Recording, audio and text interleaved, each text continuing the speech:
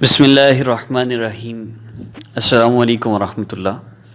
امید کرتا ہوں آپ خیریت سے ہوں گے۔ ہمیں بہت خوشی ہے آپ ہمارا چینل دیکھتے ہیں اسلامک ہب آفیشیل، اور آپ سے یہی ریکویسٹ ہے ہمارے چینل کو سبسکرائب کیجیے۔ اس کی بیسک صرف ہمارا مقصد یہی ہے کہ آپ لوگوں کا اللہ رب العزت سے تعلق جڑ جائے، اس کے علاوہ اور کوئی مقصد نہیں ہے، کیونکہ ہمارے چینل میں جو چیزیں آپ کو بتائی جا رہی ہیں آپ کو یہ اور کہیں نہیں ملیں گی۔ اس لیے سبسکرائب کیجیے اور گھنٹی کے بٹن کو پریس کیجیے، آپ کو بہت فائدہ ہوگا۔ ناظرین و سامعین، ہمارا آج کا عمل اللہ جل شانہ کے اسم مبارک الوارث کے متعلق ہے۔ اگر کوئی شخص یہ چاہتا ہے کہ اس کا خاتمہ بالخیر ہو، ہر طرح کے رنج سے، غم سے، سختی اور مصیبت سے محفوظ رہے، پریشانیوں کی اللہ پاک اس کی حفاظت فرما دیں، تو اس کو چاہیے کہ الوارث طلوع آفتاب کے وقت یا وارث 100 مرتبہ پڑھ لیا کرے۔ صرف 100 مرتبہ روزانہ طلوع آفتاب کے وقت 100 مرتبہ پڑھیں یا وارث، انشاءاللہ دنیا آخرت میں ہر رنج، غم، سختی، مصیبت سے محفوظ رہے گا اور خاتمہ بالخیر ہوگا۔ یہ خفیہ رازوں میں سے ہے، یہ وظیفہ خفیہ رازوں میں سے ہے۔ بڑا مجرب ہے جو لوگ پریشانیوں میں، مصیبتوں میں، غم، فکر، پریشانی میں مبتلا ہیں اور کہتے ہیں جی حالات ٹھیک ہی نہیں ہوتے، تو ان کو چاہیے کہ یہ وارث کثرت سے پڑھا کریں، یہ خفیہ رازوں میں سے ہے۔ اور اگر یہ شخص چاہے، کوئی شخص چاہتا ہے کہ ہر طرح کی حیرانی پریشانی سے دور رہے، کوئی اچانک آفت نہ آئے، تو اس شخص کو چاہیے کہ مغرب کی نماز کے بعد اور عشاء کی نماز کے درمیان، عشاء سے پہلے مغرب کے بعد 1000 مرتبہ یہ اسم مبارک یا وارث پڑھے، ہر طرح کی حیرانی پریشانی سے انشاءاللہ دور رہے گا۔ اور اگر کوئی شخص چاہے کہ اس کے مال میں برکت ہو اور اس کی عمر دراز ہو، تو اس کو چاہیے کہ یہ اسم مبارک یا وارث کثرت سے پڑھا کرے۔ اس کے مال میں برکت ہوگی، اس کے سب کام بھر آئیں گے اور وہ امن میں رہے گا اور عمر بھی دراز ہوگی۔ جس شخص کے ہر کام میں رکاوٹ آتی ہے، کہتے ہیں جی جو کام شروع کرتے ہیں وہی خراب ہو جاتا ہے، اسی میں رکاوٹ آ جاتی ہے، تو جن کو یہ مسائل ہیں ان کو چاہیے کہ یا وارث کثرت سے پڑھا کریں۔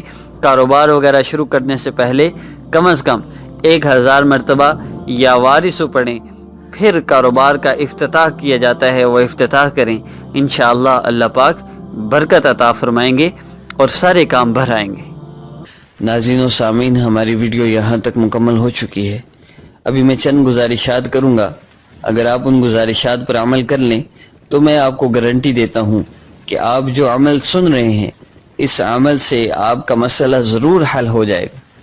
چند چیزیں ہیں، آپ ان کو لکھ بھی لیجئے، بہت آسان ہیں۔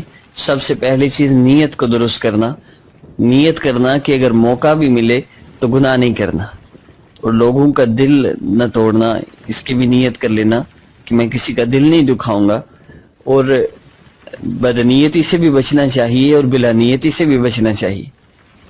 ایک ہے بدنیتی، بری نیت ہونا، ایک ہے نیت ہی نہ ہونا۔ ہم عمومی طور پہ کام کاج کرتے ہیں تو نیت نہیں کرتے، سنت کی نیت نہیں کرتے، تو ہمیں اجر نہیں ملتا۔ ہر کام کرتے ہوئے صفائی کر رہے ہیں، سنت کی نیت کر لیں، گھر والوں کے پاس بیٹھے ہیں، سنت کی نیت کر لیں، کھانا کھا رہے ہیں، سنت کی نیت کر لیں تو اجر بن جاتا ہے۔ دوسرا کام یہ کرنا ہے، ہر وقت باوضو رہیں۔ باوضو رہنا کوئی مشکل کام نہیں۔ آج ہمیں جس طرح بے وضو رہنے کی عادت ہے، کوئی کہے باوضو ہر وقت رہیں تو بہت مشکل لگتا ہے، اسی طرح جب ہمیں باوضو رہنے کی عادت بن گئی تو پھر ہم سے بے وضو رہنا مشکل ہو جائے گا۔ اور تیسرا کام، مسنون دعاؤں کو موقع بموقع پڑھنا، سونے کی، اٹھنے کی، بیت الخلاء جانے کی، نکلنے کی، مسجد داخل ہونے کی، نکلنے کی، مختلف دعائیں ہیں، ان دعاؤں کا ضرور اہتمام کرنا چاہیے، ان سے اللہ کا بڑا قرب حاصل ہوتا ہے۔ اور چوتھی چیز، صبح شام کے اذکار کا اہتمام کرنا۔ صبح شام کے مسنون وظائف اور اذکار کا جو اہتمام کر لے، اس پہ کوئی بندش نہیں ہو سکتی، اس پہ کوئی کالا جادو نہیں ہو سکتا۔ مسنون دعائیں اور مسنون اذکار انشاءاللہ ہمارے چینل پر اپلوڈ کیے جائیں گے۔ اور اس پانچواں کام جو ہے وہ ہر کام سنت کے مطابق کرنا۔ جی جو بھی آپ کام کریں، اس میں جو سنت ہے آپ اس کا اہتمام کریں۔ شادی ہے، خوشی ہے، غمی ہے، کھانا ہے، پینا ہے، اٹھنا ہے، بیٹھنا ہے، گھر سے نکلنا ہے، داخل ہونا ہے، ان سارے کاموں میں آپ سنت کا اتباع کریں۔ اور چھٹی چیز ہے اذان کو غور سے سننا، اس کا جواب دینا اور مصنون دعا پڑھنا۔ یہ اذان عمومی طور پہ ہم غور سے نہیں سنتے، ہمیں والد صاحب بلا رہے ہوں، کوئی آواز دے رہے ہوں، کوئی بات کر رہے ہوں تو، یا کسی کا پیغام آ جائے کہ بھئی فلاں بندے نے آپ کے لیے پیغام بھیجا ہے، تو کوئی آپ کو پیغام بتا رہا ہو، آپ آگے پیچھے دیکھنا شروع کر دیں، باتیں کرنا شروع کر دیں، کتنا برا لگے گا اس بندے کو جس کا پیغام ہے۔ اس کو بتایا جائے کہ آپ کی ہم نے بات کی تو آگے سے باتیں کرنا شروع ہو گیا، اس نے ہماری بات ہی نہیں سنی۔ تو اذان ہو رہی ہے، اللہ کا منادی ہے، اللہ کی طرف سے منادی کر رہا ہے، ہم نہیں سن رہے، کتنی اللہ پاک کی ناراضگی ہم پر ہے۔ تو اذان غور سے سنیے، اس کا جواب دیجیے۔ ساتویں چیز ہے فرض نماز کا اہتمام کرنا۔ فرض نماز ضرور اس کا اہتمام کریں، نماز کے بغیر کسی عمل کی کوئی تاثیر نہیں ہے۔ آٹھویں چیز ہے قرآن مجید کی روزانہ تلاوت کرنا، روزانہ قرآن پاک پڑھیں، یہ بہت ضروری ہے۔ سال میں 2 مرتبہ قرآن پاک پڑھنا قرآن کا حق ہے۔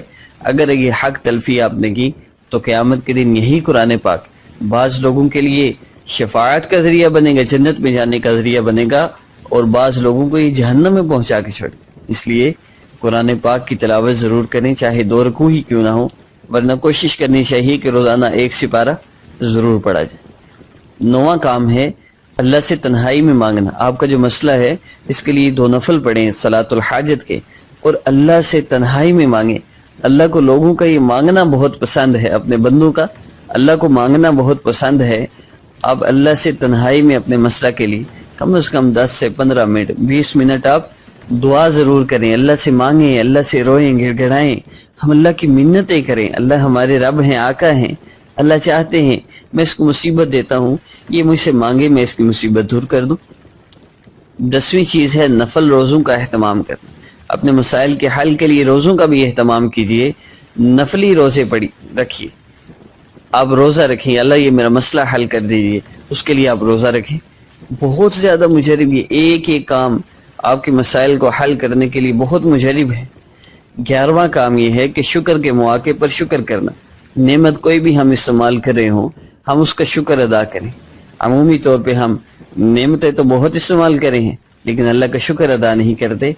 ایک زبان کا شکر ہے، ایک اعمال کا شکر ہے، دونوں شکر ادا کرنے چاہیے۔ اور 12واں کام ہے وہ صبر کے مواقع پر صبر کرنا۔ عمومی طور پہ ساس ہے، گھر کے معاملات ہیں، کوئی بات اونچ نیچ ہو جاتی ہے تو یہ صبر کا موقع ہے، غصے کا موقع نہیں ہے۔ شوہر سے بات ہو جائے تو بیوی کے لیے صبر کا موقع ہے، بیوی سے بات ہو جائے تو شوہر کے لیے صبر کا موقع ہے۔ یہاں کوئی بات اونچ نیچ ہو جائے تو یہاں صبر کرنا، اس سے اخلاق بنتے ہیں، تو اس کا اہتمام کرنا چاہیے، خاموش رہنا چاہیے۔